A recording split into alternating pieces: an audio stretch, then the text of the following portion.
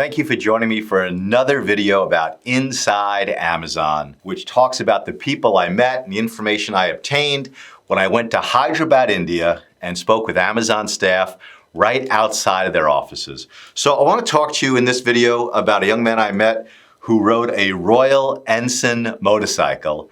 And that's what started the conversation. What I would do is I'd approach people and ask them a question. And he had such a cool bike. But that's what started the conversation, this really cool Royal Ensign motorcycle.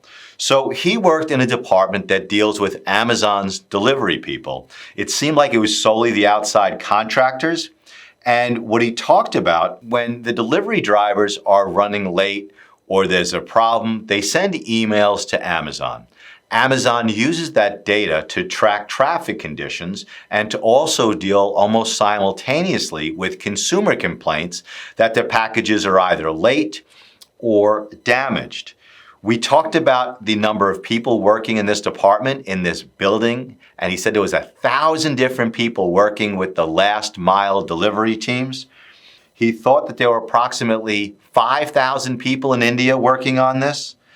And he didn't know the other locations. Now, what struck me as odd is that he didn't know where the rest of his team members worked. The reason for that is that Amazon tends to keep their locations secret, which I also found odd.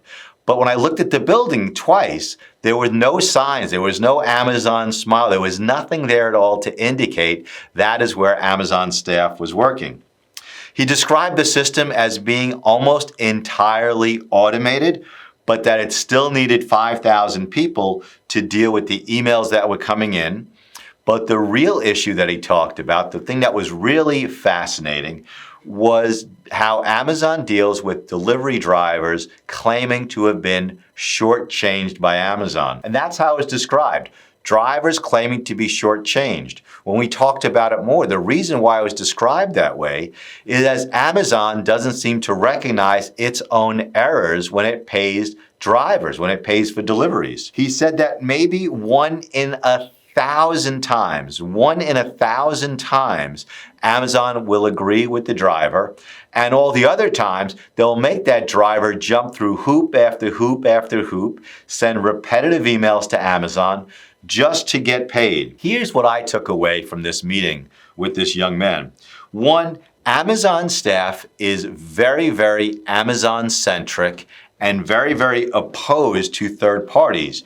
To me, it meant third-party sellers and third-party service providers like the delivery people that he works with.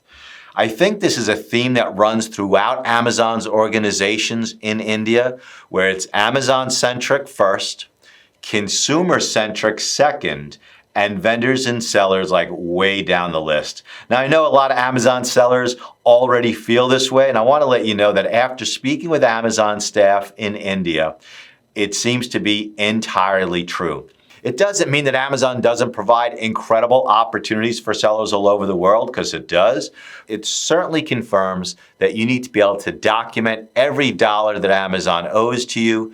You have to watch the FBA fees that you're paying, make sure you're not being overcharged, and make sure that you can document exactly what you're owed so that if you do have a dispute with Amazon, you can get your money paid to you. Thank you for joining this episode of Inside Amazon. I have about 15 different topics from the different meetings that I had with roughly 35 different people at Amazon in Hyderabad, and I hope this is helpful to you. Please like this video, share this video, and subscribe to our YouTube channel.